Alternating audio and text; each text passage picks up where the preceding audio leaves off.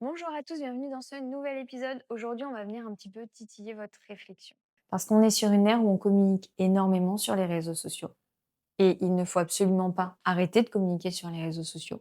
Mais on va venir étendre un petit peu notre réflexion dans la communication. Au final, communiquer sur les réseaux sociaux, c'est communiquer sur une audience très très large pour avoir un taux de concrétisation de 1, 2, 3%. Allez, si on est chanceux, ça. Mais si aujourd'hui, on changeait un petit peu notre axe de communication et au lieu de passer 5 heures par semaine à créer du contenu pour nos réseaux sociaux et développer notre visibilité et mettre en avant notre produit, on venait se concentrer sur une autre manière de communiquer, peut-être un petit peu plus discrète, mais qui va s'adresser directement à notre cœur de cible.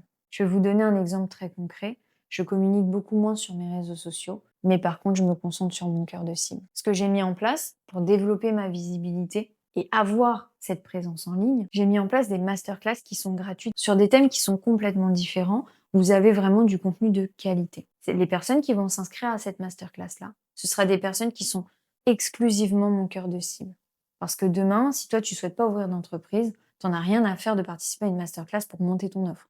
Et là, je vais venir communiquer, je vais venir échanger, créer du lien, partager avec des personnes qui seront réellement intéressées par mes offres. Et généralement, de toute façon, le closing, il est à hauteur de 30 à 40% suite à ces formats-là. Donc peut-être réduire le temps de création de contenu et de présence sur vos réseaux sociaux pour le mettre à ce type de format. Parce que la qualité derrière, elle primera sur la quantité. Et je pense qu'on sera tous d'accord là-dessus. Après, ce sera à vous de mettre en place, de trouver comment vous pouvez faire les choses différemment, autre que sur les réseaux sociaux, pour vous adresser à votre cœur de cible. Je vais prendre un autre exemple que je trouve très pertinent de Shilmina, qui est une entreprise calédonienne.